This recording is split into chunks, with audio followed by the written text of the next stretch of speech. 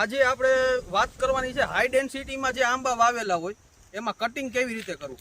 આ આંબાની સાઈઝ તમે જોઈ લ્યો, મોટા આંબા થઈ ગયા છે. પણ હવે જો તમે નજીક આવતા રહ્યો, આ જે નીચેની ડાળ રહી આ બધી વેલા જેવી છે, આ નીચે તરફ જાય છે. એટલે અહીંથી આ બધી કટ કરવાની. આપણે આ મેઇન થડ રહ્યું તે આપણે એક રાખેલું છે, બાજુમાં બીજું રાખ્યું, એનો કોઈ પ્રશ્ન નથી. પણ હવે આ પાછળથી તમે જોશો ને તો આંબાની હાઈટ બહુ ઊંચી થઈ ગઈ. એટલે આપણે પેલા આંબા ઉપરથી કટ કરવા પડશે, કેમ કે હાઈ ડેન્સિટીમાં છે એટલે ઉપરથી આપણે કટ કરી તો ઉપર ગ્રોથ નહીં થાય અને આંબો આમ સાઈડમાં ફેલાશે, ત્યારે આપણે કેરી આસાનીથી ઉતારી શકીએ.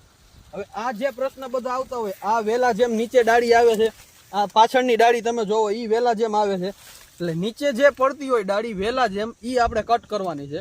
અને અંદરથી જે છત્રી જેવો આકાર થાય એવી રીતે ડાળી રાખવાની. જો તમને આ બાજુના આંબામાં દેખાડું, આ બીજો આંબો છે, આ ડાળી આ રહી નીચે જાય છે, આ બાજુથી સાઈડમાં જોશો ને એટલે આ ડાળી નીચે જાય છે, એટલે આપણે એને કટ કરવાની, સાઈડની બધી કટ કરવાની છે. મેઇન આમાં 3 થડ આપણે ડાળી રાખવાની છે. આ જાડી ડાળી રહી 1, 2 અને સામેની 3, એટલે ઈ ડાળી આ બાજુથી ઉપર જાય એટલે ઈ આપણને છત્રી જેવો આકાર કરી દે.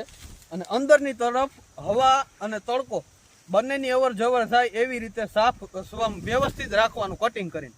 કેમ કે જો હવા અંદર નહીં જાય તો મધ્યનો પ્રશ્ન વધારે આવશે અને જીવાત પણ વધારે આવશે. એટલે અંદર હવાની અવર જવર થાય એવી રીતે રાખવાનું છે. અને નીચે જે રહ્યા એને આપણે કટિંગ કરીને વ્યવસ્થિત રાખવાના, એટલે વહેલા આવતી વખતે કેરી આવે ત્યારે નડે નહીં.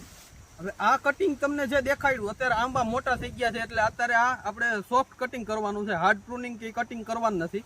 આમાં એક 3G કટિંગ આવે છે, એ આપણે પછી આવનારા બીજા વિડીયોમાં જોશી, એટલે સબસ્ક્રાઈબ અને ફોલો કરી લેજો.